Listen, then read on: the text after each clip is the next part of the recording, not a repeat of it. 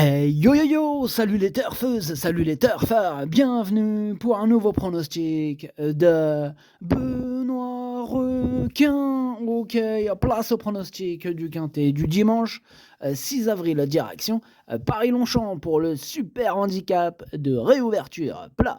1400 mètres, 20 partants, réunion 1, course 3, indice de confiance 1 sur 5.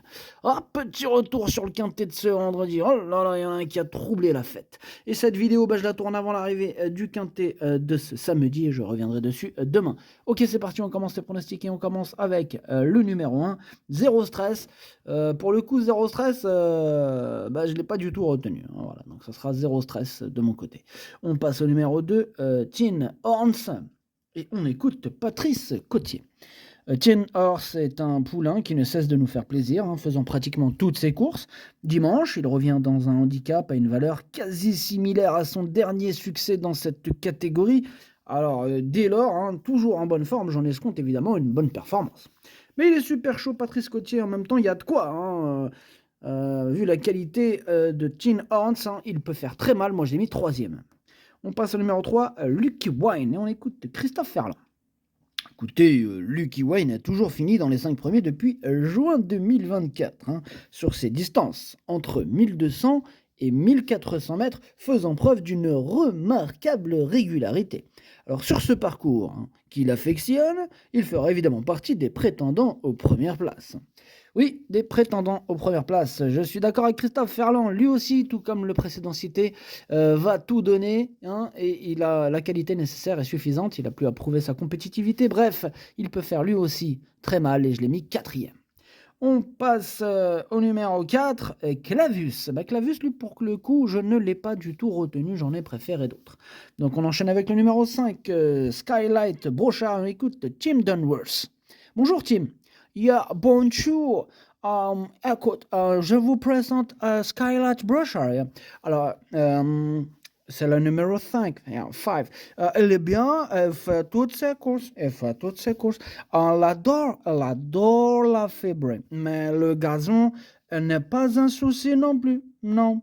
Elle fait tout. Il faut simplement que la piste ne soit pas souple. Il me paraît très bien, yeah, very good. Elle a couru il n'y a que 3 semaines. Elle a couru 3 semaines, alors on ne fait que de l'entretien. Je suis plutôt content, yeah, happy. Je suis plutôt content de lui, d'autant que la dernière fois, il a eu une bonne course, finissant bien, very good. Ok, merci Tim Dunworth. En tout cas, ce numéro 5, je l'ai pas retenu, c'est un regret, c'est mon 2e cheval de complément en cas de non partant, attention. On passe au numéro 6, Zellman.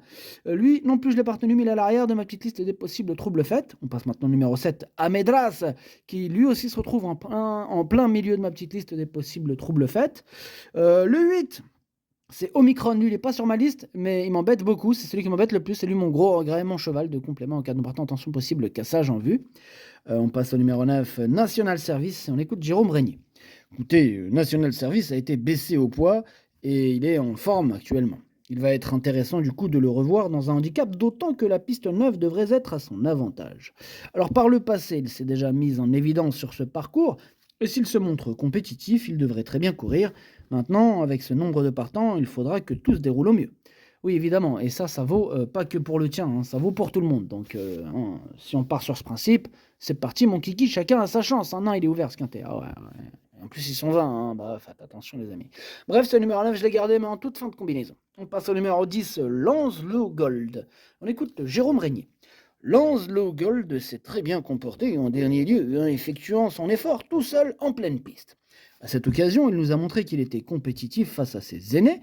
Sur ce tracé, s'il n'est pas trop pris de vitesse, car il va trouver une piste plus légère que ses derniers parcours, j'espère qu'il pourra encore nous faire plaisir en finissant à l'arrivée. J'espère, Jérôme, puisque ce numéro 10 fait partie de mes préférés, je l'ai mis 2e.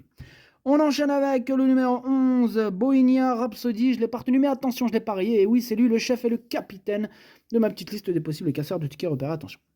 On passe au numéro 12, Times Warrior. On n'aura pas les commentaires de l'entraîneur, c'est Christophe Ferland qui est parti pêcher avec ses amis, amusez-vous bien. Bref, ce numéro 12, c'est tout simplement lui mon préféré, et j'ai bien sûr installé en tête, évidemment.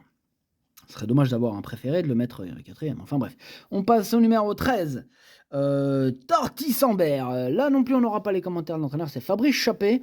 Hein, évidemment, lui, tout le temps, il part. En plus, il y a évidemment, il a rejoint Captain Ian Barbro, qu'on va revoir, juste après, hein. Bref, ce numéro 13, je l'ai gardé, mais en bout de combinaison. Tiens, quand on parle du loup, on passe au numéro 14, The Grandson of Calix.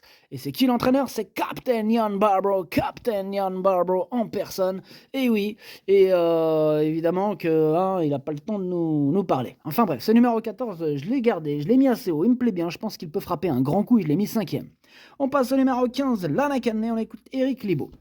Lanaken a fait une très bonne rentrée en dernier lieu. Bon, il court bien frais, paraît être en bonne santé. Il me semble un peu mieux que l'an dernier à la même époque, ce qui est très important à son âge. Tout dépend du numéro de corde et de son comportement, mais il a le droit de jouer un rôle dans cette épreuve si tout se passe bien. Eh ben tu vas rigoler Eric, tu as hérité du numéro 20. Ah ouais. Ah ouais. Eh ouais mon pote, mais bon, t'inquiète, tu vas y arriver. En tout cas, ce numéro 15, moi je l'ai gardé malgré le numéro 20, je l'ai mis 6e. On passe au numéro 16, Fou Furieux. Lui, je ne l'ai pas du tout retenu.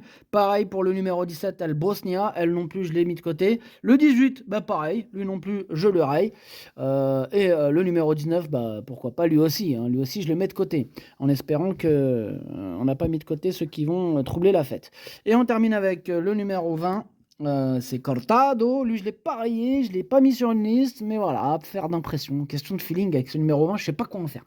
Laisse tomber ce numéro 20, il prend la tête. Bref, le pronostic ça donne 12, 10, 2, 3, 14, 15, 13, 9. Merci d'avoir suivi cette vidéo. N'hésitez pas à mettre un pouce bleu si la vidéo vous a plu. Pour accéder à tous mes tickets pour la course du Quintet, rendez-vous directement en description de la vidéo. À jouer avec modération. Bonne chance. Chopez-le moi.